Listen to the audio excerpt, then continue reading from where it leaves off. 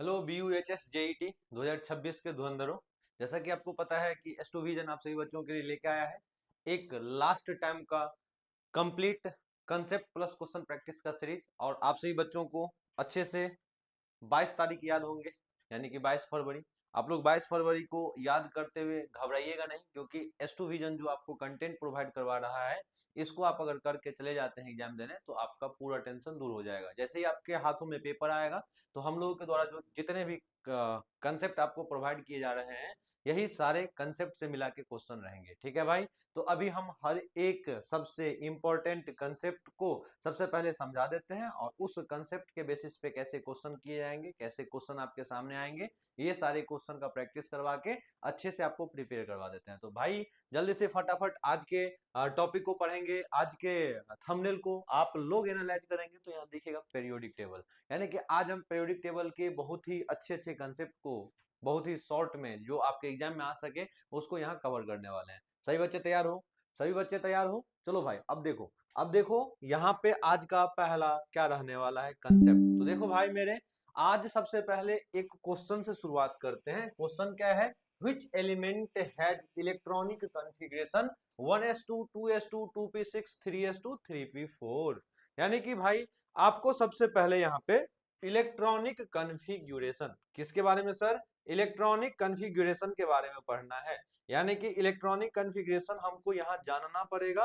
तो आप सभी बच्चे बस फोकस करके सुनिएगा, इलेक्ट्रॉनिक कॉन्फ़िगरेशन अच्छे से समझ में आ जाएगा। अब देखो, सबसे पहले आप लोगों का डिमांड आ गया कि सर इलेक्ट्रॉनिक कॉन्फ़िगरेशन होता क्या है, पहले ये एक्सप्लेन कर दीजिए। तो देखो भाई, बहुत ही कम टाइम में इलेक्ट्रॉनिक कॉन्फ़िगरेशन याद रखने का या बनाने का आपको एक नियम बता देते हैं। वो नियम क्या है सर? सबसे पहले याद रखिएगा, हम लोग को 4 सबसेल के बारे में याद रखना है। पहला सबसेल का नाम है एस, दूसरे का नाम है पी, तीसरे का नाम है डी, चौथे का नाम है एफ सबसेल। यानी कि आपको क्या याद रखना है सर? एक सबसेल एस होता है सर, एक सबसेल पी होता है सर, एक होता है डी, एक होता है एफ। अब हम आपको एक बात बता देते हैं बुआ, एस सबसेल के पास मैक्सिमम 2 इलेक्ट्रॉन को रख सकते हैं। एस सबसेल में मैक्सिमम 2 इलेक्ट्रॉन रख सकते हैं। पी के पास यानी कि पी सबसेल में मैक्सिमम 6 इलेक्ट्रॉन रख सकते हैं। डी सबसेल में मैक्सिमम 10 इलेक्ट्रॉन रख सकते हैं, और एफ में मैक्सिमम 14 इलेक्ट्रॉन रख सकते हैं। ध्यान से सुनिएगा, आपको अगर दिक्कत हो रहा है तो ऐसे लिख लो बउआ, एस सब सेल में, एस सब सेल में मैक्सिमम 2 इलेक्ट्रॉन रखा जा सकता है। मैक्सिमम 2 इलेक्ट्रॉन रखा जा सकता है। अगर आपको ज्यादा दिक्कत है तो आप ऐसे करके याद रख लो। चलो सभी बच्चे बताएंगे, एस सब सेल में मैक्सिमम कितने इलेक्ट्रॉन रखे जा सकते हैं? 2 इलेक्ट्रॉन रखे जा सकते हैं। अब इसी प्रकार से अगर लिखने का कोशिश किया जाए कि पी सब सेल में मैक्सिमम कितना इलेक्ट्रॉन रख सकते हो आप? पी सब सेल में मैक्सिमम 6 इलेक्ट्रॉन रख सकते हैं आप। पी सब सेल में मैक्सिमम 6 इलेक्ट्रॉन रखा जा सकता है। क्या ये बातें याद रख लीजिएगा? क्या हम इसी प्रकार से डी सब सेल में बोल देंगे क्या कि 10 इलेक्ट्रॉन रख सकते हैं सर? सर इसी प्रकार से एफ सब सेल में बोल देंगे क्या 14 इलेक्ट्रॉन रखा जा सकता है? यस सर, हम आसानी से बोल सकते हैं। ठीक है। तो इलेक्ट्रॉनिक कॉन्फ़िगरेशन लिखने से पहले आप सभी बच्चों को सबसे पहले ये बात याद रखना है। क्या पहला पॉइंट इलेक्ट्रॉनिक कॉन्फ़िगरेशन सबसे आसान तरीका से लिखने के लिए पहला पॉइंट याद रखोगे ये वाला बात। अब दूसरा वाला बात हम दिखा देते हैं। देखो बुआ, इलेक्ट्रॉनिक कॉन्फ़िगरेशन लिखते टाइम हम n प्लस एल रूल को फॉलो करते हैं। किसको फॉलो करते हैं? n प्लस एल रूल को फॉलो करते हैं। ये रूल क्या होता है अभी इतना डिटेल में जाने का हमारे पास यानी कि आप सबके पास टाइम तो है नहीं। बस इतना समझ लो कि एक होता है n plus L rule. n का मतलब होता है प्रिंसिपल क्वांटम नंबर, और l का मतलब होता है एजीम्यूथल क्वांटम नंबर। यहाँ जो n है ना बउआ रे, n का मतलब होता है प्रिंसिपल क्वांटम नंबर। क्या होता है सर? प्रिंसिपल क्वांटम नंबर इसका मतलब होता है, और l का मतलब होता है एजी म्यूथल क्वांटम नंबर। एजी म्यूथल क्वांटम नंबर। ये बात समझ में आया? हाँ मेरे भाई, अब एक दो बात और समझ लो। तो n प्लस एल रूल के अनुसार हम लोग ये दिखाते हैं कि किस सब सेल में सबसे पहले इलेक्ट्रॉन जाएगा। यानी कि एनर्जी के बेसिस पे हम लोग ये डिसाइड करते हैं कि किस में सबसे पहले इलेक्ट्रॉन जाएगा। तो n प्लस एल रूल क्या कहता है? n प्लस एल रूल क्या कहता है? जिस सब सेल का एनर्जी, जिस, ऐसे लिखो बुआ, जिस सब सेल का एनर्जी, जिस सब सेल का एनर्जी जितना कम होगा उसमें उतना ही पहले इलेक्ट्रॉन भरा जाएगा, उसमें उतना ही पहले, ऐसे लिख लो बुआ सभी बच्चे, उसमें उतना ही पहले इलेक्ट्रॉन भरा जाएगा, उतना ही पहले इलेक्ट्रॉन भरा जाएगा, यानी कि इलेक्ट्रॉन फिल किया जाएगा। यानी कि यहां से क्या बात आपको याद रखना है, ध्यान से सुन लीजिए। यहां से आपको एक बात याद रखना है कि सर n+l रूल के अनुसार मुझे 1s 2s 3s 4s ऐसे करके कुछ कुछ ऑर्बिट और सबसेल का कॉम्बिनेशन मिलता है, तो इसी कॉम्बिनेशन को हम एक सीक्वेंस में सजा देते हैं, और ये सजाने का एक नियम होता है कि जिस सबसेल का एनर्जी जितना कम होगा उसमें उतना ही पहले इलेक्ट्रॉन को हम भर देंगे। ये बात समझ में आया क्या सभी बच्चों को? अब यहाँ पे सभी बच्चे फोकस करके सुनिएगा, अब यहाँ पे सभी बच्चे फोकस करके सुनिएगा। हम सर n+l रूल के अनुसार कैसे sir 1s 2s 2p 3s इसको हम सजाएंगे? हम n+l रूल के अनुसार 1s 2s 2p 3s 4d 3d जो भी चीजें होता है बउआ, इसको कैसे सजाएंगे अभी तुरंत आप सीखोगे। इधर फोकस से देखिएगा, देखो क्या होता है तरीका। आप क्या करना, 1 ऐसे करके बुआ 1 2 3 लिखना आता है ना, ऐसे करके आप लिख लेना, ऐसे करके आप सभी बच्चे लिख लीजिएगा। बस मैं अभी तरीका बता देता हूं, बड़ी मजेदार तरीका रहेगा आपके लिए। देखो आप सबसे पहले 1 2 3 4 5 6 7 तक लिख लेना, उसके बाद क्या करना है भाई मेरे, इकलौता s को n=1 में दे दीजिए। s को सबसे पहले आप n=1 में दे दीजिए, केवल s को। उसके बाद क्या करिए, 2 बार sp लिख दो भाई मेरे। क्या 2 बार sp लिख दिए? देखो n=1 में इकलौता s को दे दिए, n=2 में sp, n=3 में भी sp दे दिए। ये बात क्लियर हो चुका। अब इधर फोकस करके सुन लीजिए। अब क्या करना भाई मेरे, फिर से 2 बार sdp लिख देना, फिर से 2 बार SDP लिख देना। अब क्या करना आप सभी बच्चे, तो फिर से 2 बार SFDP लिख देना। बस इतना ही काम आपको करना है। तरीका बोल लो या टेक्निक बोल लो या ट्रिक बोल लो, बात एक ही होगा। क्या करना है सर, एक ही बार S लिखना है, बाद बाकी 2 बार जिसको भी लिखना 2 बार लिखना। जैसे SP लिखे तो 2 बार लिख दिए, सर SDP लिखे तो 2 बार लिख दिए, सर SFDP लिखे तो 2 बार लिख दिए। ये बात क्लियर हुआ। अब आपको और प्यार से एक ट्रिक बता देते हैं। अब यहाँ पे क्या होगा सर, अब यहाँ पे क्या होगा, जल्दी से सभी बच्चे फोकस करके सुनिएगा। देखो n=1 में s लिख रहे हो ना, n=1 में ना s लिख रहे हो, तो ये 1s हो जाएगा। बस इतना बात याद रखिएगा। n=2 में ना s और p लिख रहे हो बउआ, तो यहाँ 2s और 2p हो जाएगा। ये बात समझ में आया। अब देखो n=3 में ना आप s और p लिख रहे हो, तो ये n=3 में लिख रहे हो, तो 3s 3p हो जाएगा। हाँ भाई, अब n=4 से थोड़ा सा दिमाग लगाना पड़ेगा। ये दिमाग क्या लगाना पड़ेगा, इधर देखो। सबसे पहले हम लोग इलेक्ट्रॉन कहाँ भरते हैं सर, ns में इलेक्ट्रॉन भरते हैं। उसके बाद इलेक्ट्रॉन भरते हैं n-2f में। उसके बाद इलेक्ट्रॉन भरते हैं सर n-1d में, और सबसे लास्ट में इलेक्ट्रॉन भरते हैं np में। ये बात याद रखोगे आप। सबसे पहले आप इलेक्ट्रॉन किस में भरिएगा, तो सर ns में भरिएगा। n का मतलब ये वाला नंबर, n का मतलब ये वाला नंबर। ये बात समझ में आया क्या? जैसे सर देखिए n=1 का मतलब यहाँ 1s हो जाएगा, n=1 का मतलब 1s हो जाएगा, सर n=2 का मतलब 2s हो जाएगा। ये इस प्रकार से हम n को देखेंगे। यहाँ जो भी आपको n दिख रहा है, और यहाँ जितने n=1 2 3 4 5 6 7 है, यही नंबर को इस n के जगह पे रखना होता है। ये बात क्लियर हुआ। अब 2 बातें सबसे इंपॉर्टेंट बतानी है। देखो बुआ, सबसे पहला बात, डी का शुरुआत, भाई ये लिखो बड़ी प्यार से, डी का शुरुआत,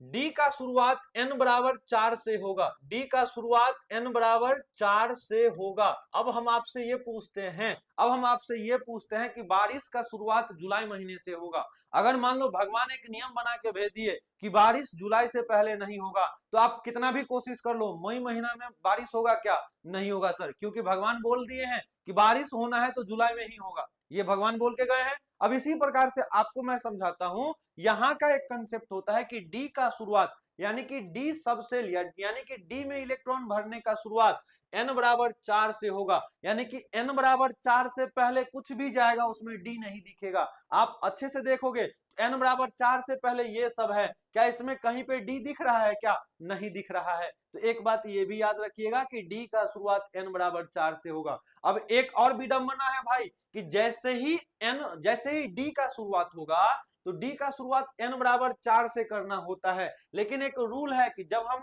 n लेंगे ना तो यहाँ d के साथ n नहीं लेके n-1 लेंगे, यानी कि d का शुरुआत 4 से तो होगा लेकिन यहाँ 4 नहीं लेके 4-1 कितना हो जाएगा? 3d हो जाएगा। वही बात यहाँ समझाना था। देखो n बराबर 4 के लिए अगर s लिखे तो s जब भी होगा तब n के रूप में होगा। यहाँ n कितना है? 4, तो 4s होगा। अब देखो बुआ d की बारी आ गया, d जब भी लिखेंगे तो n में से एक कम करके लिखेंगे। d जब भी आप लिखिएगा तो n में से एक कम करके लिखिएगा। बुआ यहाँ n कितना है? 4, और d लिखना होगा तो एक कम करके लिखना होगा। 4 में से एक कम करोगे कितना होगा सर? 3d होगा। अब देखो p जब भी लिखते हो तो n के साथ लिखते हो, n कितना है? 4, तो 4p हो जाएगा। इसी प्रकार से 5 में बात करते हैं तो देखो बुआ 5s, s किसके साथ है? n के साथ। n कितना है सर? 5, तो 5s हो जाएगा। d लिखना है मुझे तो d n में से एक कम करके लिखते हैं, n कितना है? 5, तो यहाँ 4d हो जाएगा। अब p लिखना है सर, p के साथ n आता है तो 5p हो जाएगा। इसी प्रकार से 6s हो जाएगा। f के बारे में देखो बउआ यहाँ लिख लो, f का शुरुआत n बराबर 6 से होगा। f का शुरुआत n बराबर 6 से होगा, ये सभी बच्चे नोट करेंगे।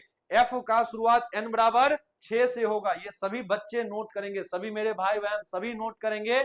f का शुरुआत कितने से होंगे सर? n बराबर 6 से होगा, यानी कि n बराबर 6 से पहले किसी भी n के बारे में बात कर ले, n बराबर 6 से पहले किसी भी n का बात कर ले वहां f नहीं दिखेगा। तो n बराबर 6 से पहले ये पूरा आ रहा है, क्या किसी में f दिखा? क्या नहीं दिखा सर। n बराबर 6 से f का शुरुआत ही करना है। अब इधर फोकस करके सुन लो भाई मेरे, तो f का जब भी शुरुआत करोगे तो n नहीं लेके n-2 लेना है। अभी तुरंत समझे हो कि f का शुरुआत n बराबर 6 से तो करेंगे, लेकिन जब f लिख रहे होंगे तो n बराबर 6 नहीं लिख के 6-2 लिखना होगा, ये नियम है। तो देखो 6s तो हो गया क्योंकि s के साथ n आता है, लेकिन f के साथ कौन आएगा? n-2। यहाँ n कितना है? 6, 6-2 कितना सर? 4f हो जाएगा। अब d की बारी आई, d के साथ कौन आता है सर? n-1 आता है। सर यहाँ n कितना है? 6, 6 में से एक जाएगा मतलब माइनस होगा तो 5 आएगा, 5d हो जाएगा।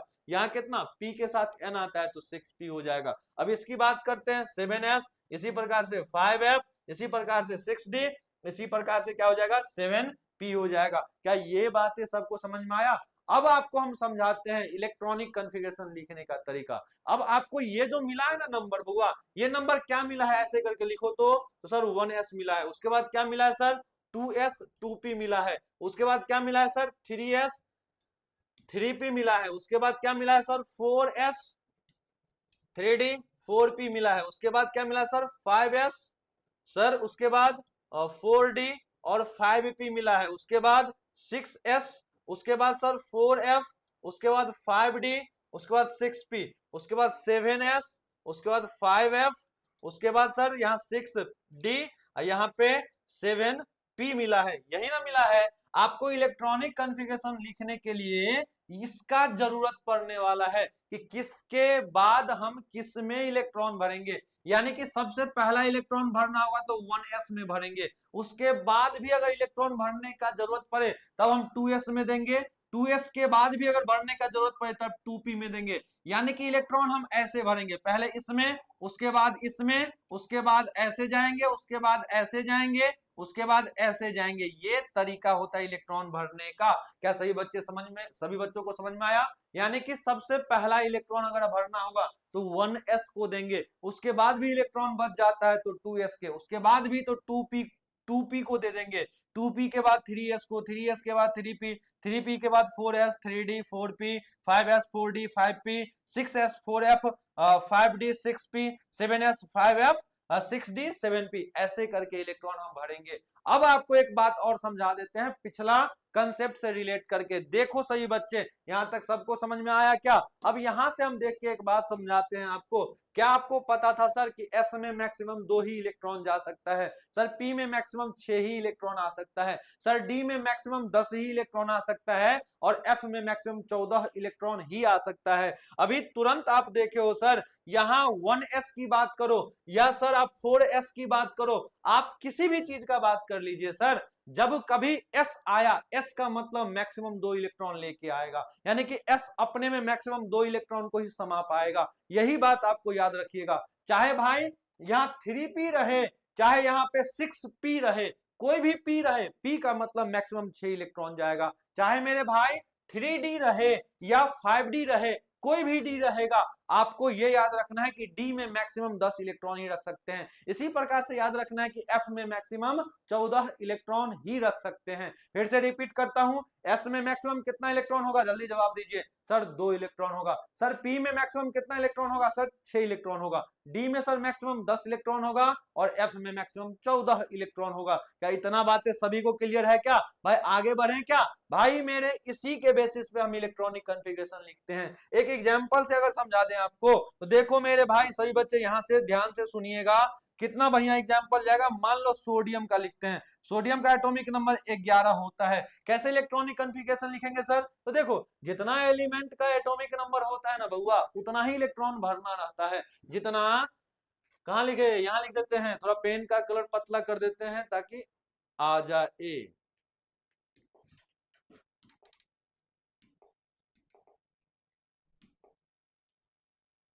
देखो भाई, जितना एटॉमिक नंबर होगा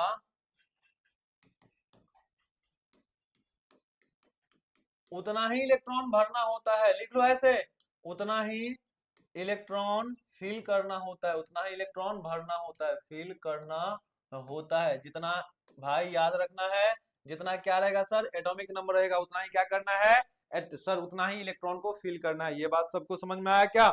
ये बात सबको समझ में आया क्या? अब हम आगे बढ़ लेते हैं भाई मेरे। अब हम क्वेश्चन की ओर बढ़ते हैं। अच्छा, यहाँ एग्जाम्पल चल रहा था सर, सोडियम का एटॉमिक नंबर 11 होता है, यानी कि मुझे 11 इलेक्ट्रॉन भरना है। भरेंगे कैसे सर? तो अभी तुरंत बताए थे, पहला इलेक्ट्रॉन 1s को देंगे। 1s को जैसे ही दिए सर, तो 1s का कैपेसिटी पे बात करना होगा मुझे। 1s के कैपेसिटी पे मुझे बात करना होगा।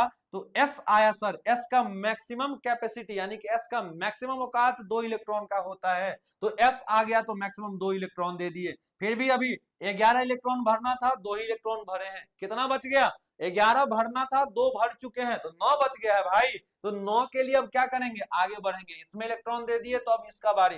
2s, 2s में मैक्सिमम कितना इलेक्ट्रॉन जाएगा? सर s आ गया, s का मतलब मैक्सिमम 2 इलेक्ट्रॉन, यानी कि 2s2 हो जाएगा। टोटल कितना इलेक्ट्रॉन भर दिए? 4। अभी भी कितना बाकी है? 7 बाकी है। 7 इलेक्ट्रॉन भरने के लिए अगला बारी किसका? 2p का। सर 2p, p आया सर, p में मैक्सिमम 6 इलेक्ट्रॉन दे सकते हैं। अब टोटल कितना हुआ? 10 इलेक्ट्रॉन भर चुका है, अभी भी एक बचा है। अब जो बचा है 3s में धकेल देंगे। 3s का कितना हो जाएगा? 1 हो जाएगा। तो सर सोडियम 11, इस इलेक्ट्रॉनिक कॉन्फ़िगरेशन हम ऐसे लिखते हैं। ये बात समझ में आया? अब इसी पूरा कंसेप्ट पे आपका वो क्वेश्चन था। क्या मैं क्वेश्चन पे चलूं? सभी बच्चे को ये बात समझ में आई है भाई? देख, जल्दी से देख लो फटाफट, सबको समझ में आई है? अब हम क्वेश्चन पे अगर ले चलें आपको, तो क्वेश्चन क्या था सर? क्वेश्चन था कि which element has electronic configuration कितना sir? 1s2, 2s2, 2p6, 3s2, 3p4। ये आपका क्वेश्चन है। आपसे पूछा जा रहा है कि सर इस इलेक्ट्रॉनिक कॉन्फ़िगरेशन को अगर कोई दे दे, ये वाला इलेक्ट्रॉनिक कॉन्फ़िगरेशन कोई आपको दे दे और आपको ये चुनना पड़े, सेलेक्ट करना पड़े कि ये इलेक्ट्रॉनिक कॉन्फ़िगरेशन किस एलिमेंट का है। बहुत आसान तरीका है। क्या सर? आप देख लो सर, जो भी ऊपर में नंबर है ना उसको गिन लो। 1s2 यानी कि 2 सर, यहाँ 2 यानी कि 2 सर, यहाँ 6 यानी कि 6, यहाँ 2 और यहाँ 4, पूरा जोड़ो। 2 2 4 6 10, 2 12 4 16। अभी तुरंत हम एक नियम सिखाए हैं कि नहीं? नियम क्या था सर? देखो तो ऊपर में सर जितना एटॉमिक नंबर होगा उतना ही इलेक्ट्रॉन फील करना होता है, जितना एटॉमिक नंबर होगा उतना ही इलेक्ट्रॉन फील करना होता है। अब इसी बात को यहां से समझने का कोशिश की जाए, इसी बात को आप सभी बच्चे यहां से समझने की कोशिश करिए। यहाँ पे आप टोटल कितना इलेक्ट्रॉन भरे हो, यहाँ टोटल 16 इलेक्ट्रॉन भरे हो, यानी कि 16 इलेक्ट्रॉन फिल किया गया है, 16 इलेक्ट्रॉन फिल किया गया है। इलेक्ट्रॉनिक कॉन्फ़िगरेशन यही ना बताता है कि कितना इलेक्ट्रॉन फिल किया गया है, और ये अगर इलेक्ट्रॉनिक कॉन्फ़िगरेशन दे दिया है यानी कि 16 इलेक्ट्रॉन फिल किया गया है। जितना एटॉमिक नंबर होता है उतना ही इलेक्ट्रॉन फिल करना चाहिए।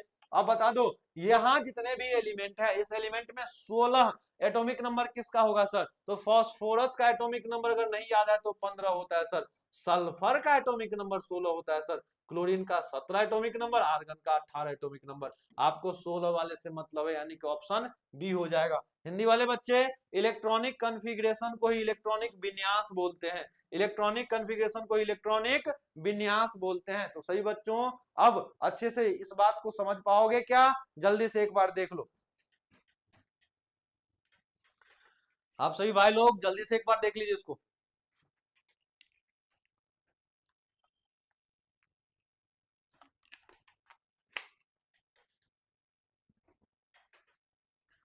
अब आगे चलते हैं बउअरे। अब सभी बच्चे एकदम अगला कंसेप्ट की ओर बढ़िए। यहाँ अब अगला कंसेप्ट आपके सामने रखा गया है कि modern periodic table is based on atomic number of element. ये वन लाइनर क्वेश्चन बहुत बढ़िया से बना के दे देगा।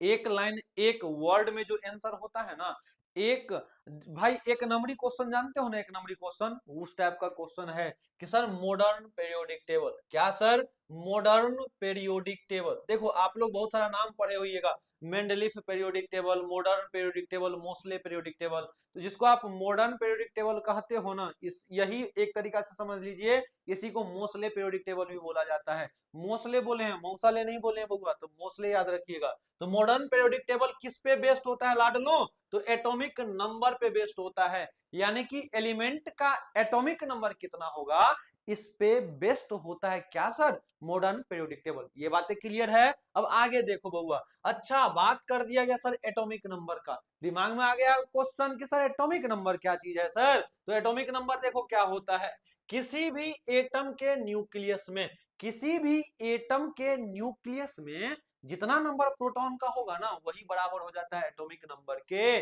किसी भी क्या सर एटम के न्यूक्लियस में जितना नंबर प्रोटॉन का होगा वही बराबर हो जाता है एटॉमिक नंबर का, ये याद रखिएगा।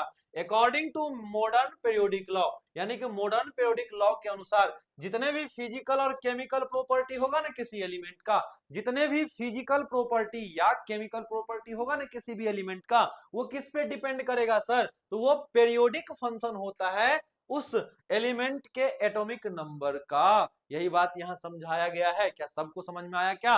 भाई मेरे घबराइएगा नहीं, लास्ट टाइम आप सभी बच्चे यहाँ पे पढ़ रहे हो BUHS JET के लिए।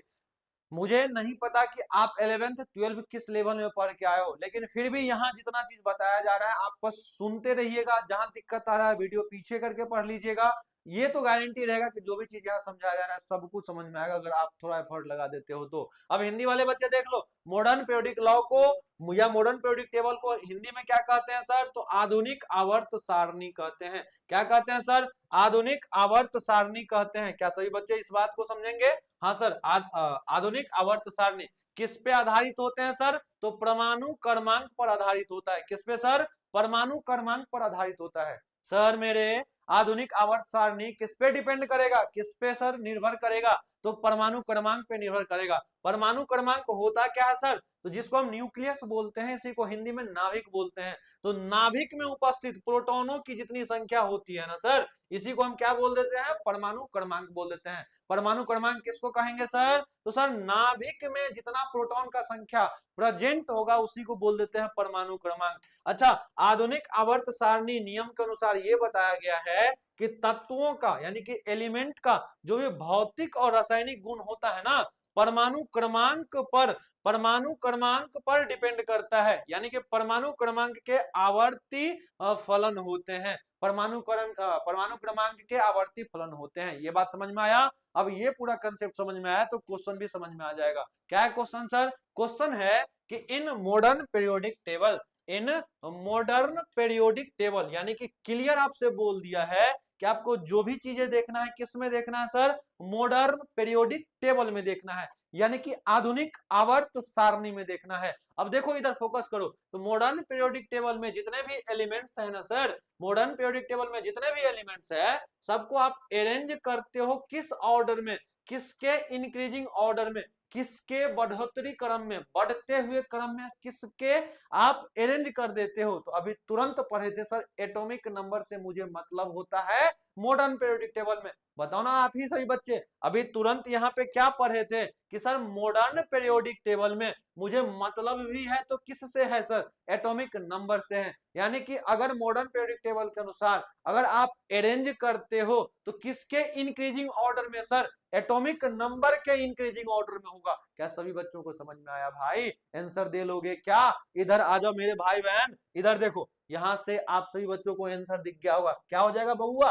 आंसर सी हो जाएगा। पॉज करके नोट करो, पॉज करिए, नोट करिए। हाँ जी, समझ में आया सबको? सभी बच्चे एकदम धुरंधर स्टाइल में तैयारी कर रहे हो, एकदम भाई धुरंधर की तरह। उसमें एक डायलॉग है ना, मकसद क्या है, वही वाला मकसद क्या है आप सबका क्लियर होना चाहिए ना भाई। सबका मकसद क्लियर है कि बीयूएचएस जेईटी को अच्छे से क्लियर कर लेना है। तो भाई बीयूएचएस जेईटी को अच्छे से क्लियर करने के लिए S2 विजन के द्वारा प्रोवाइड कराए हुए हर एक मटेरियल, हर एक लेक्चर को नोट्स बना के पढ़ लो, गारंटी है कि बहुत अच्छे से क्लियर कर लोगे, है ना भाई? हाँ, एक बात और सही बच्चे, एकदम S2 विजन को ज्यादा से ज्यादा नर्सिंग या तो इंट्रेंस का तैयारी करना चाह रहा होगा जो बच्चा, यानी कि आपके जूनियर्स जो बीसीसी का एग्जाम देना चाह रहा होगा, जो एम्स नर्सिंग का एग्जाम देना चाह रहा होगा, उन तक आप S2 विजन को जरूर शेयर करके पहुंचा दीजिएगा, है ना?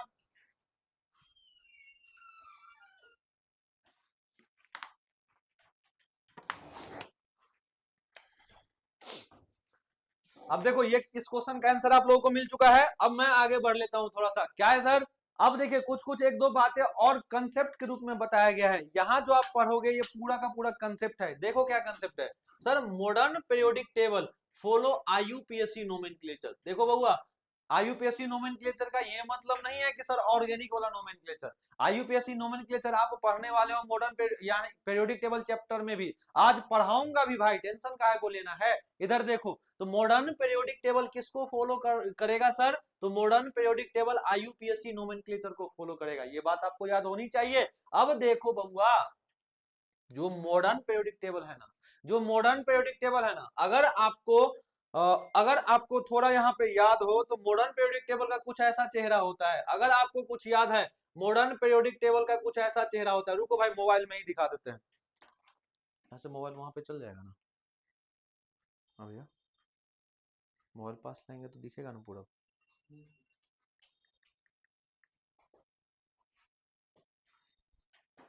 देखो सभी बच्चे, यहाँ थोड़ा कैमरा के पास आते हैं। सभी बच्चे देखो, क्या आप सभी बच्चे ऐसे देखे होंगे?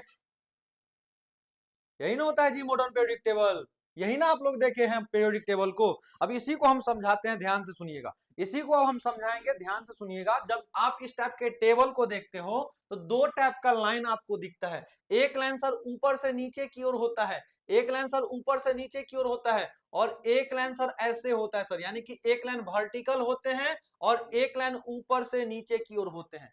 यानी कि दो टाइप के लाइन आप पीरियोडिक टेबल में देखते होइएगा। एक सर ऊपर से नीचे की ओर आ रहा होता है, एक इधर से इधर की ओर जा रहा होता है। अब यही बात यहाँ समझाएंगे। देखो बुआ, जो सर ऊपर से नीचे की ओर आता है ना, इसको सर हम वर्टिकल लाइन बोलते हैं, यानी कि वर्टिकल कॉलम बोलते हैं। क्या बोलते हैं सर? वर्टिकल कॉलम बोलते हैं। जो सर इधर से इधर की ओर जा रहा है, इसको हॉरिजॉन्टल कॉलम बोलते हैं। क्या कहते हैं सर? हॉरिजॉन्टल। क्या हॉरिजॉन्टल और वर्टिकल में टेंशन नहीं ना होगा? वर्टिकल का मतलब हुआ सीधे ऊपर से नीचे की ओर, वर्टिकल का मतलब हुआ ऊपर से नीचे की ओर, हॉरिजॉन्टल का मतलब हुआ ये वाला पार्ट, ये वाला पार्ट क्या हुआ सर? हॉरिजॉन्टल हुआ। अब देखो, जब आप पीरियोडिक टेबल आप देखे होइएगा अभी तक, 12 पास करने तक अगर पीरियोडिक टेबल आपके सामने आया होगा तो आपको एक दिखा होगा कि सर ऊपर से नीचे कुछ कुछ एलिमेंट होते हैं, तो सर वर्टिकल लाइन में जितने एलिमेंट होंगे ना उसको हम एक नाम दे देते हैं ग्रुप नंबर का। यानी कि देख लो बउआ, आपको याद रखना है कि पूरा मॉडर्न पीरियोडिक टेबल में टोटल कितना ग्रुप होगा, यानी कि vertical column vertical line total कितना देखने को मिलेगा, तो 18 देखने को मिलेगा। और जितने भी वर्टिकल यानी कि ऊपर से नीचे कॉलम है ना भाई, इसी ऊपर से नीचे वाले कॉलम को हम बोल देते हैं ग्रुप नंबर। यानी कि अगर 18 गो वर्टिकल कॉलम है तो 18 गो ग्रुप हो जाएगा। ये बात समझ में आया? यानी कि मॉडर्न पीरियोडिक टेबल में टोटल कितने ग्रुप होंगे बउआ? 18 ग्रुप होंगे। जिसको ग्रुप बोल रहे हो उसी को वर्टिकल कॉलम भी बोलिएगा, यानी कि 18 वर्टिकल कॉलम होगा। क्या सभी बच्चों को याद रहेगा क्या आज के बाद से? अब दूसरी बात, हॉरिजॉन्टल रो यानी कि horizontal line total modern periodic table में कितने देखने को मिलेगा, तो सर टोटल 7 हॉरिजॉन्टल रो देखने को मिलेगा। यानी कि हॉरिजॉन्टली भाई टोटल कितना लाइन देखने को मिलेगा? 7। इसी के लिए बोला गया है 7 पीरियड होते हैं। कितने पीरियड होते हैं सर? 7 पीरियड। जिसको हॉरिजॉन्टल लाइन बोलते हैं उसको केमिस्ट्री में पीरियड बोल देंगे। ये बात समझ में आया? भाई आपके स्कूल का पीरियड नहीं है क्या सर? पहला पीरियड हो गया, दूसरा पीरियड हो गया, ये पीरियोडिक टेबल का पीरियड है। ये बात समझ में आया क्या? अब आगे बढ़ लो। देखो group are numbered from 1 to 18। वही बात है सर, 1 से शुरुआत करके 18 तक ले जाया गया है। अब देखो sir, this system replaced old A old B naming system. सही बात है। जब मॉडर्न पीरियोडिक टेबल आया ना सर, तो मॉडर्न पीरियोडिक टेबल से पहले वाले जमाना में जो पीरियोडिक टेबल था,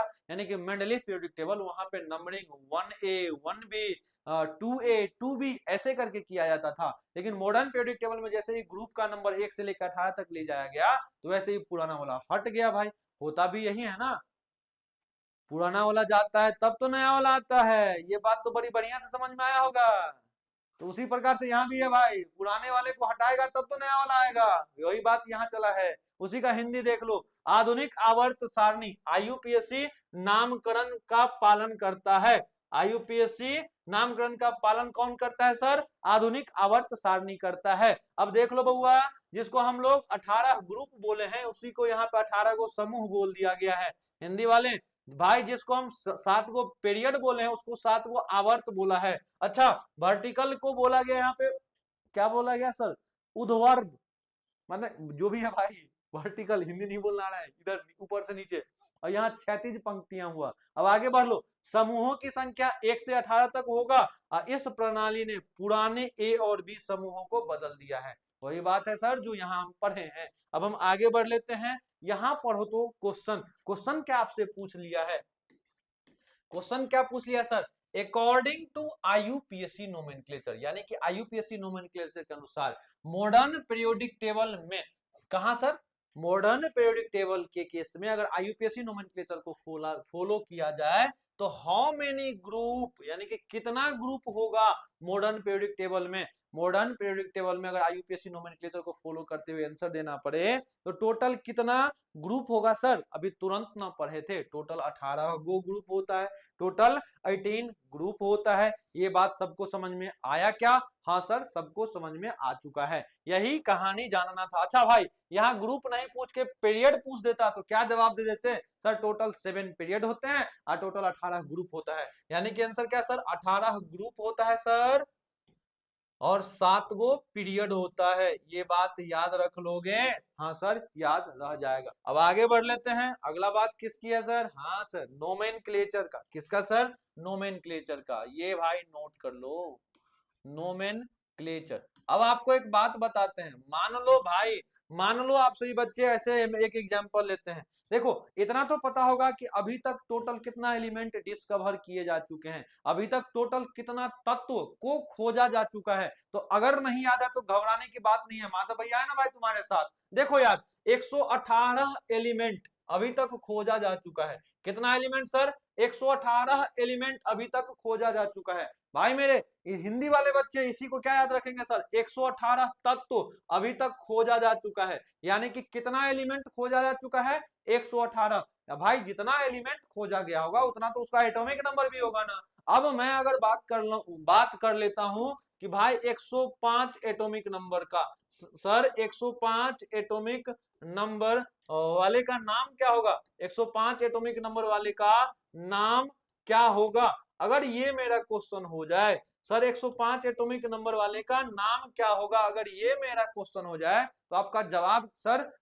क्या होगा ये बता दीजिए पहले, तब तो जवाब देंगे। तो अभी शांति से सुन लीजिए बच्चे, सब कुछ यहाँ पे क्लियर हो जाएगा। देखो अब एक बात बता दे देते हैं, अगर किसी भी एलिमेंट का एटॉमिक नंबर देके और आपसे अगर उसका नाम पूछा जाए तो ये नियम हम लगाते कब से कब के बीच में है? तो एटॉमिक नंबर 100 से लेके 118 के बीच में ही ये नियम लगाएंगे। यानी कि ये नियम कहाँ लगाएंगे? ये नियम हम हिंदी में लिख देते हैं बउआ, ये जो नियम सिखाएंगे ये नियम एटॉमिक नंबर, ये नियम एटॉमिक नंबर 100 से 118 वालों के लिए है, 100 से 118 वालों के लिए है, 100 से 118 वालों के लिए है। ये नियम किसके लिए है सर? 100 से 118 वालों के लिए है। यानी कि एटॉमिक नंबर 100 से लेके 118 के बीच में किसी भी एटॉमिक नंबर का अगर नाम आपसे पूछा जाए तो आपका क्या जवाब जाएगा? अभी तुरंत सीखोगे। देखो सर,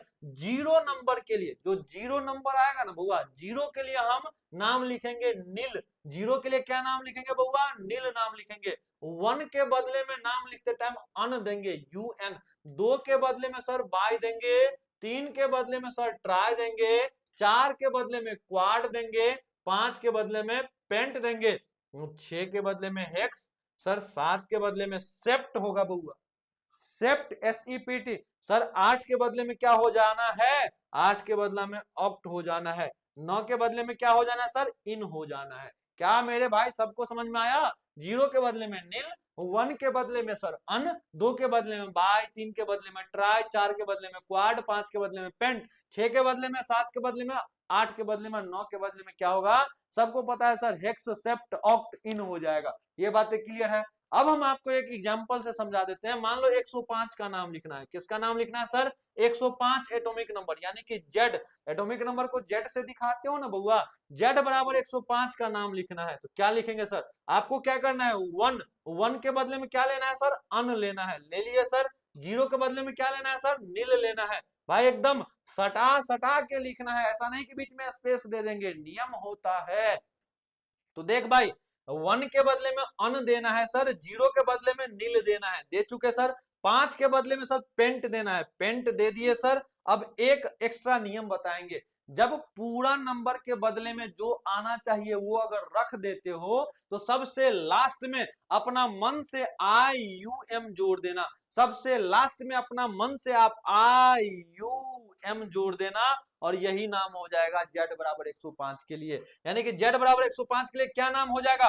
अननील पेंटियम, अननील पेंटियम। अब अगर बात करूं, अब अगर बात करें हम, अब अगर हम बात करते हैं बउआ रे, सही बच्चे ध्यान से सुनिएगा। अब अगर हम बात करते हैं, किसका बात करें? ध्यान से सुनो। देखो अब अगर हम बात करते हैं 107 एटॉमिक नंबर का, तो अभी तुरंत आप एक बात सीखे हो, अभी तुरंत आप एक बात सीखे हो 107 एटॉमिक नंबर के लिए कि सर आपको क्या करना है? वन के बदले क्या नंबर लेना होता है? अभी तुरंत सीखे हो सर, वन के बदले अन लेना होता है, जीरो के लिए सर नील लेना होता है और सात के लिए सेप्ट लेना होता है। ये तो सीखे हो ना? आपको कुछ नहीं करना सर, सब जो जिसके बदले आएगा सबको सटा के लिख दो। तो अननील सेप्ट, अननील अननील सेप्ट तो हो जाएगा और लास्ट में अपना मन से, लास्ट में अपना मन से क्या करेंगे सर? IUM जोड़ देंगे। अरे भाई भोज खाने जाते हो तो लास्ट में दही मिलता है ना, उसी प्रकार से दही चीनी यहाँ मिल रहा है भाई, इसमें IUM को दही चीनी मान लेना, ठीक है भाई?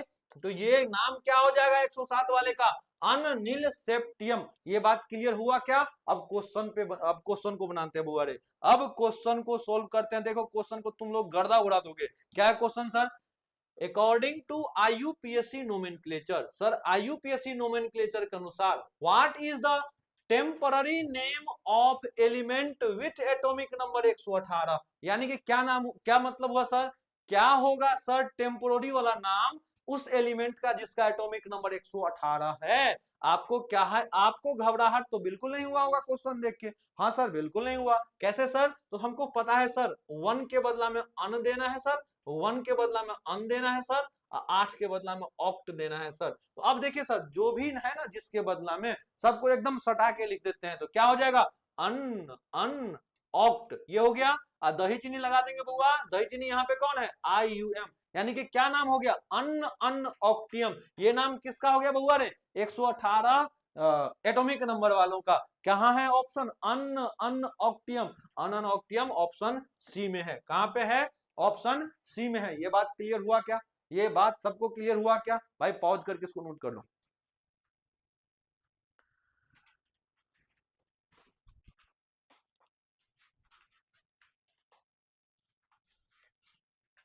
अब आगे बढ़ लेते हैं। अब अगला क्वेश्चन पे देखो भाई, अगला क्वेश्चन है, नहीं सर अगला तो कंसेप्ट है सर। क्या है कंसेप्ट, शिल्डिंग इफेक्ट। भाई मेरे ध्यान से सुनो, शिल्डिंग इफेक्ट या स्क्रीनिंग इफेक्ट है। अच्छा यार, ये जानने से पहले अब आप ऐसे देख लो, ये जानने से पहले मेरा एक कंसेप्ट समझ लो। देखो भाई, होता क्या है सर, होता क्या है सर, तो एटम के बीचों बीच कौन होता है सर, न्यूक्लियस होता है, ये बात तो पता है। एटम के बीचों बीच न्यूक्लियस पाया जाता है। भाई दिक्कत होगा मुझे लग रहा है, देखो ऐसे लिखो, एटम के बीच में न्यूक्लियस होता है, एटम के बीचों बीच न्यूक्लियस होता है, एटम के बीचों बीच न्यूक्लियस होता है। ये बात क्लियर हुआ। न्यूक्लियस के चारों ओर, न्यूक्लियस के चारों ओर ऑर्बिट होता है, और ऑर्बिट में इलेक्ट्रॉन चक्कर लगाता है, और ऑर्बिट में इलेक्ट्रॉन चक्कर लगा रहा होता है, ऑर्बिट में इलेक्ट्रॉन चक्कर लगा रहा होता है। ये बात बुझाया भाई, हाँ सर बुझाया। अब देखिए सर होता क्या है, बीचों बीच न्यूक्लियस होता है और ऑर्बिट होता है उसके चारों ओर। और ऑर्बिट किसका घर है सर, न्यूक्लियस का घर है। ये सॉरी, ऑर्बिट किसका घर है, तो ऑर्बिट में इलेक्ट्रॉन चक्कर लगाता है, यानी कि इलेक्ट्रॉन का घर है। अब आपको एक समझाते हैं बुआ, ध्यान से सुनो। अब देखो इसी को हम थोड़ा सा समझाने के लिए आधा आधा पार्ट बनाते हैं। तो बीचों बीच क्या हुआ सर, बीचों बीच हुआ न्यूक्लियस, और साइड में कौन है सर, ऑर्बिट है। साइड में कौन है सर, ऑर्बिट। साइड में कौन है सर, ऑर्बिट। ये बात समझ में आया, ये बात समझ में आया। अब ये बात अगर समझ में आया तो ध्यान से सुनो, ऑर्बिट में क्या होता है सर, इलेक्ट्रॉन होता है। मान लेते हैं यहाँ भी इलेक्ट्रॉन है सर, यहाँ भी इलेक्ट्रॉन है, ढेर सारे इलेक्ट्रॉन है मान लीजिए, ढेर सारा इलेक्ट्रॉन है मान लीजिए, ढेर सारा इलेक्ट्रॉन है मान लीजिए, ढेर सारा इलेक्ट्रॉन है जो ऑर्बिट में चक्कर लगा रहा है, ढेर सारा इलेक्ट्रॉन है। अब हम आपसे एक बात पूछते हैं बुआ, इलेक्ट्रॉन पे कैसा charge, negative charge. Sir electron पर, इलेक्ट्रॉन पर निगेटिव चार्ज, इलेक्ट्रॉन पे कैसा सर, निगेटिव चार्ज, इलेक्ट्रॉन पर निगेटिव चार्ज। ये बात भी समझ में आया। सर न्यूक्लियस पर, न्यूक्लियस के पास क्या होगा, न्यूक्लियस में पॉजिटिव चार्ज, न्यूक्लियस में पॉजिटिव चार्ज। ये बात भी समझ में आया। अब आगे बढ़ लो, सर इलेक्ट्रॉन पे निगेटिव चार्ज और न्यूक्लियस पे पॉजिटिव चार्ज होता है ना, ठीक है सर। अब इधर देखो, आप ही बता दो सर, एक बार बताओ, इसको आप लोग जिस भाषा में समझोगे इसी भाषा में समझाते हैं। देखो भाई, कभी भी लड़का का शादी लड़के से हो सकता है क्या, नहीं। यानी कि लड़का और लड़का दोनों को अगर हम चार्ज के बेसिस पे मान लेते, तो दोनों को अगर पॉजिटिव चार्ज मान लेते हैं, तो दोनों के बीच अगर पॉजिटिव चार्ज मान लेते हैं, तो दोनों जैसे ही नजदीक आए, तो नजदीक आएगा तो उसके बीच एक रिपल्सन फोर्स लगने लगता है। ये फिजिक्स आपको समझाएगा। यानी कि फिजिक्स में एक चैप्टर है इलेक्ट्रोस्टैटिक, इलेक्ट्रोस्टैट करके, वहां पे कूलम्ब फोर्स पढ़ोगे, वहीं पे आप देखोगे कि जब दो सेम टाइप के चार्ज पास आता है तो उसके बीच रिपल्सन लगता है। रिपल्सन का मतलब ऐसे समझ लो, लड़ाई झगड़ा होने लगता है। ये बात समझ में आया। और अपोजिट नेचर का चार्ज, एक लड़का होगा एक लड़की होगा, दोस्ती बहुत जल्दी हो जाता है बुआ, यानी कि वहां अट्रैक्शन फोर्स लगता है। कौन सा फोर्स लगता है, अट्रैक्शन फोर्स लगता है। वही बात यहां भी होगा। देखो ये भी इलेक्ट्रॉन, ये भी इलेक्ट्रॉन, ये भी इलेक्ट्रॉन, ये भी इलेक्ट्रॉन, यानी कि इसका अगल बगल में सारे के सारे इलेक्ट्रॉन ही हैं। इलेक्ट्रॉन पे निगेटिव चार्ज होता है, यानी कि सभी के पास एक जैसा चार्ज है, यानी कि सब पर निगेटिव चार्ज है। तो एक निगेटिव चार्ज दूसरे वाला को क्या करेगा, धक्का मारेगा। छोड़ो ना भाई, ऐसे समझो, लात मारेगा। लात मारेगा तो पास में रहेगा कि दूर रहेगा जी, दूर रहेगा। यानी कि ये इलेक्ट्रॉन इसको लात मार के भगा देगा, तो ये इलेक्ट्रॉन भी इसको लात मारेगा। यानी कि भाई जितने भी, देखो आप ऐसा समझो, जो सबसे बाहर में है ना, इसको आउटर ऑर्बिट बोल दोगे, बाहरी कक्षा, आउटर ऑर्बिट। सबसे बाहर है इसलिए बाहरी कक्षा, यानी कि आउटर ऑर्बिट बोलेंगे। इसके अंदर जितने भी है इसको इनर ऑर्बिट बोलेंगे। क्या बोलेंगे सर, इनर ऑर्बिट बोलेंगे। अब क्या होता है ध्यान से सुनिए, तो इनर ऑर्बिट में जितना इलेक्ट्रॉन प्रेजेंट है, इस इलेक्ट्रॉन के पास कौन सा चार्ज है sir, negative charge. Negative charge क्या करेगा सर, यहाँ वाले जो प्रेजेंट चार्ज है ना, यहाँ जो इलेक्ट्रॉन है ये भी निगेटिव, ये भी निगेटिव, ये पूरा निगेटिव इस इलेक्ट्रॉन को धक्का मारेगा और दूर की ओर भेजना चाहेगा। किधर की ओर भेजना चाहेगा, धक्का मारेगा तो दूर ही ना जाता है बुआ, हाँ सर, दूर की ओर भेज दिया जाएगा। अब यहाँ पे एगो बड़ी सातिर इंसान बैठल है, कौन सर, पॉजिटिव चार्ज वाला। कौन सर, पॉजिटिव चार्ज वाला। पॉजिटिव चार्ज का क्या नेचर है सर, ई निगेटिव। मेरा पूरा ध्यान अभी अगर इस पे हो तो ये निगेटिव चार्ज, यहाँ पॉजिटिव चार्ज, पास बुला रहा है बउआ, पास कैसे होगा सर, पॉजिटिव और निगेटिव के बीच अट्रैक्शन फोर्स। तो ये क्या करेगा ना, ये क्या करेगा, ध्यान से सुन लो, तो ये क्या करना चाहेगा सर, तो ये इसको ये निगेटिव चार्ज है और ये पॉजिटिव चार्ज, इस कारण से ये क्या करेगा, इसको पास बुलाना चाहेगा। क्या करेगा सर, पास बुलाना चाहेगा। अब आपको एक बात समझा देते हैं ध्यान से, यहाँ जो खींचने वाला फोर्स होता है वो धक्का मारने वाला फोर्स से ज्यादा इफेक्टिव होता है, यानी कि अट्रैक्शन फोर्स जो है ना बउआ रे, अट्रैक्शन फोर्स ज्यादा स्ट्रांग होता है रिपल्सन के तुलना में। तो यहाँ होता क्या है सर, यहाँ क्या होता है कि न्यूक्लियस, यानी कि यहाँ जो पॉजिटिव चार्ज है इस इलेक्ट्रॉन को अपनी ओर खींचना चाहता है, अपनी ओर क्या करना चाहता है, खींचना चाहता है। ये जो इलेक्ट्रॉन है किस ऑर्बिट का इलेक्ट्रॉन है बउआ, आउटर ऑर्बिट का इलेक्ट्रॉन है। ये बात समझ में आया, तो आउटर ऑर्बिट में प्रेजेंट इलेक्ट्रॉन को यह न्यूक्लियस खींचना चाहता है, लेकिन इनर ऑर्बिट में जितने इलेक्ट्रॉन है ये पूरा इलेक्ट्रॉन क्या करना चाहता है, तो आउटर ऑर्बिट में प्रेजेंट इलेक्ट्रॉन को न्यूक्लियस जो अपनी ओर खींचना चाहता है, इस खिंचाव से, इस अट्रैक्शन से बचाने का काम क्या कौन करता है, तो इनर ऑर्बिट में प्रेजेंट सारे के सारे इलेक्ट्रॉन। ये बात समझ में आया।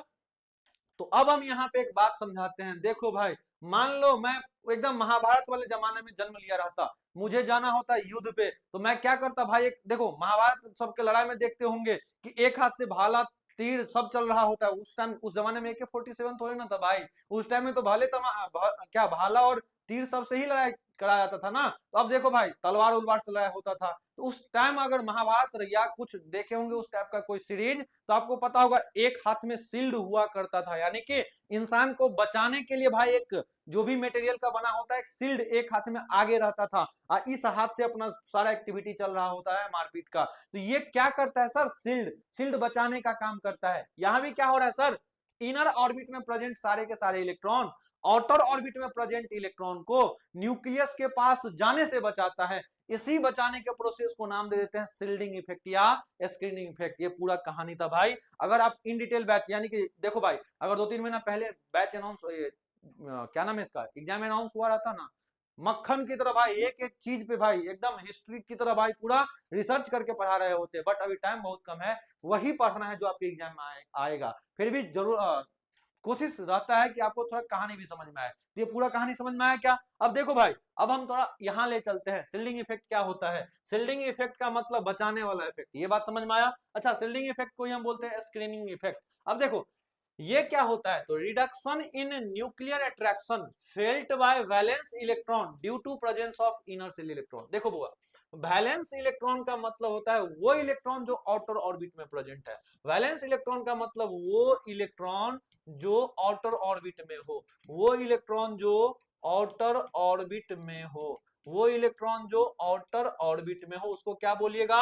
वैलेंस इलेक्ट्रॉन बोलिएगा। तो देखो बुआ क्या होता है, तो सर वैलेंस इलेक्ट्रॉन जो फील करता है ना, फेल्ट हुआ ये ग्रामर, जैसे फील करने का मतलब महसूस करना, इसी को भाई पास्ट टेंस में फेल्ट कर दिया गया, पास्ट टेंस में, यानी कि महसूस किया।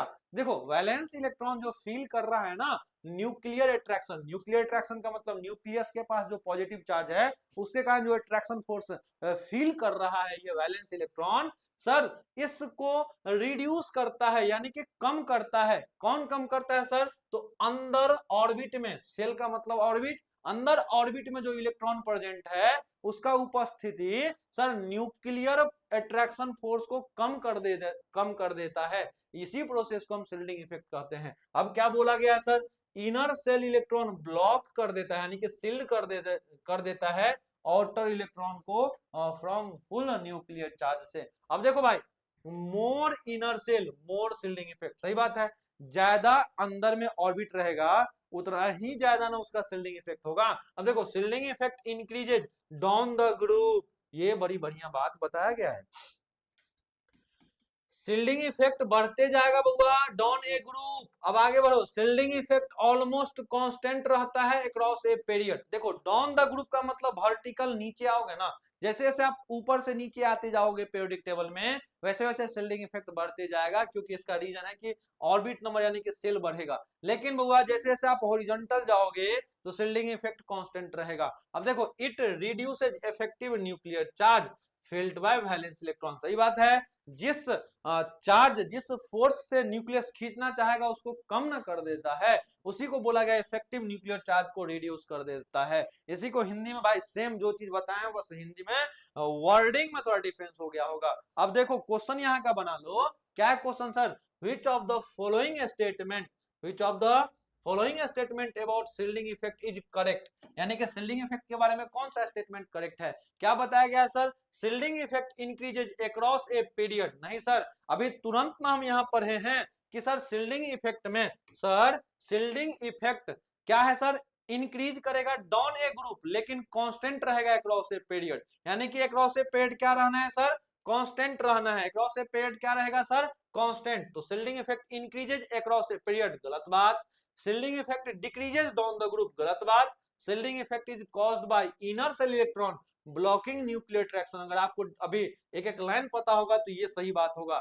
Shielding effect increases with increasing nuclear charge only. नहीं भाई, मुझे इतने चारों ऑप्शन में से सी ऑप्शन की जानकारी है सर, क्योंकि यही आपका थ्योरी में भी बताया गया है। ये बात समझ में आया।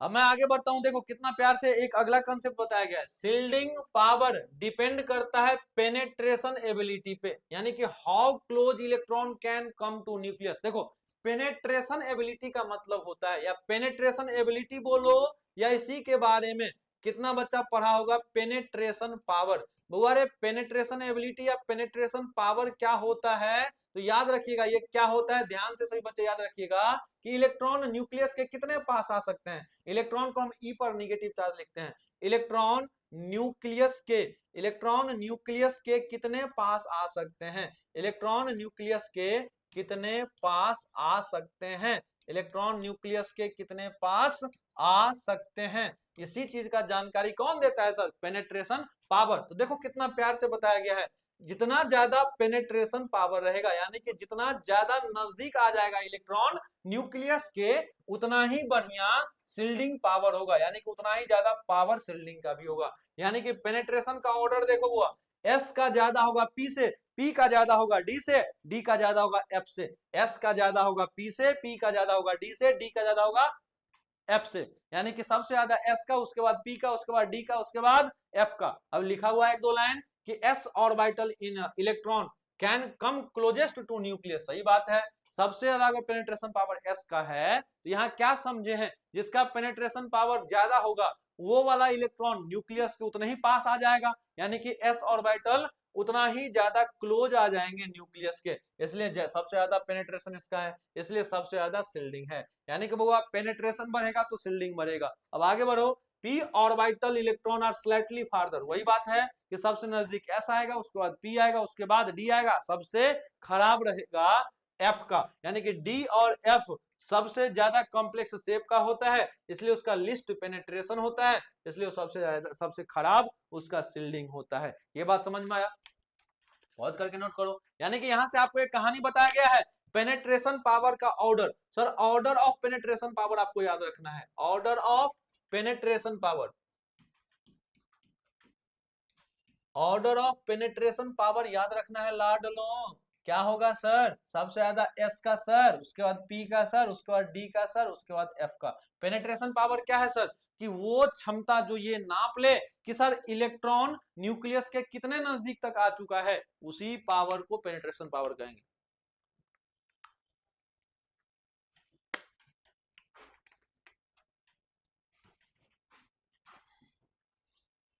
ये बात समझ में आया क्या।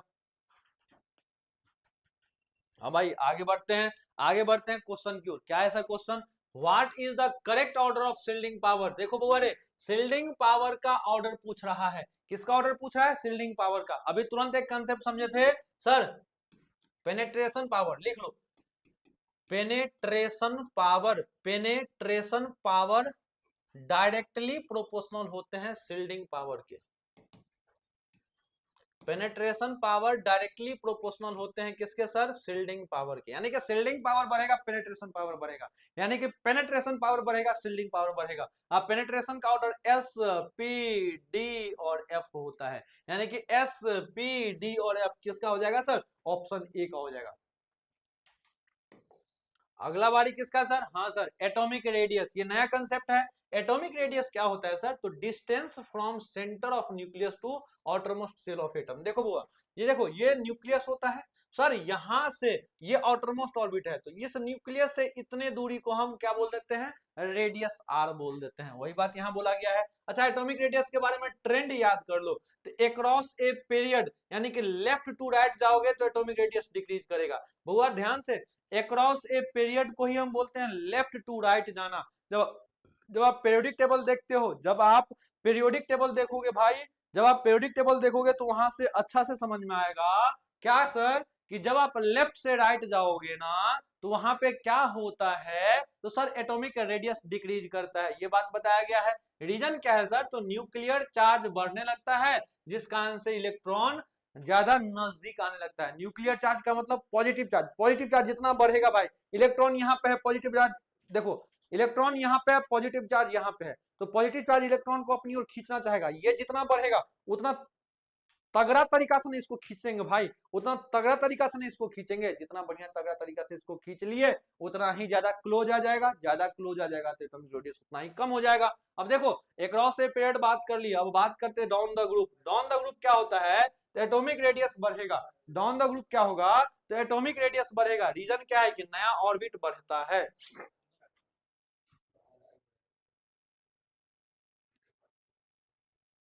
ये समझ में आया क्या।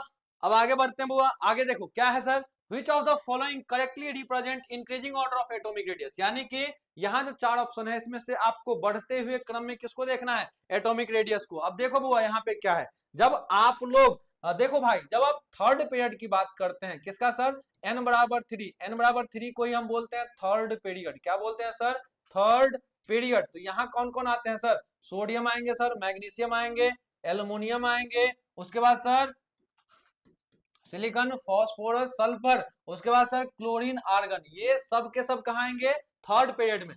थर्ड पीरियड में अभी अभी तुरंत क्या पढ़े हैं, अक्रॉस ए पीरियड या लेफ्ट टू राइट, अभी तुरंत क्या पढ़े हो sir, across a period, across a period या left to right, across a period या left to right.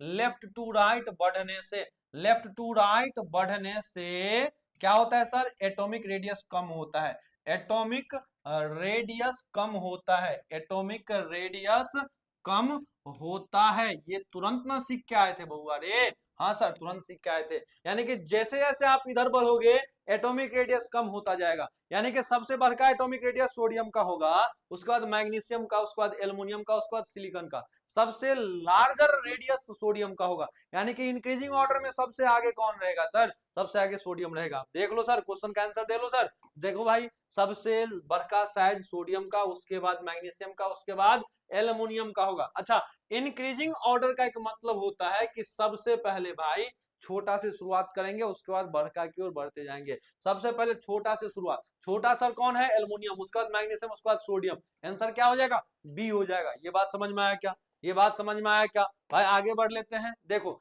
Relation with atomic size. देखो किसका रिलेशन देखना है सर, जेड इफेक्टिव का रिलेशन देखना है एटॉमिक साइज से। हम आपको एक ही बात बता देते हैं, देखो सिंपल सा भाषा में, इतना पूरा याद रखो ना रखो, इतना याद रख लेना, जेड इफेक्टिव बढ़ेगा तो सर साइज का उल्टा रिश्ता होता है जेड इफेक्टिव के साथ, यानी कि जेड इफेक्टिव बढ़ेगा साइज घटेगा। अब जेड इफेक्टिव के बारे में देख लो, लेफ्ट टू राइट जाओगे, कहां सर, लेफ्ट टू राइट जाओगे, left to right Z effective जो है ना बढ़ता है, left to right Z effective बढ़ता है। अब समझ लो बुआ, लेफ्ट टू राइट को ही हम अलोंग ए पीरियड बोलते हैं, पीरियड में जाओगे तो जेड इफेक्टिव बढ़ेगा तो साइज घटेगा। बस इतनी सी कहानी थी। क्वेश्चन क्या है सर, देखो what is the correct relation between, Z effective को ही हम बोलते हैं effective nuclear charge, Z effective को ही बोलते हैं इफेक्टिव न्यूक्लियर चार्ज। देखो इफेक्टिव न्यूक्लियर चार्ज और एटॉमिक साइज में क्या रिलेशन है, तो as Z effective increases atomic size increases, गलत बात। अभी तुरंत ना पढ़े थे, जेड इफेक्टिव को ही बोलते हैं इफेक्टिव न्यूक्लियर चार्ज, अभी तुरंत ना पढ़े थे, जेड इफेक्टिव उल्टा रिश्ता रखता है साइज के साथ। तो बता दो भाई तो जैसे जेड इफेक्टिव बढ़ेगा एटॉमिक साइज डिक्रीज करेगा। ऑप्शन क्या हो जाएगा? बी आंसर हो जाएगा। क्या हो जाएगा? बी हो जाएगा। सभी बच्चों को समझ में आया क्या? सभी बच्चों को समझ में आया क्या? ठीक है बच्चों,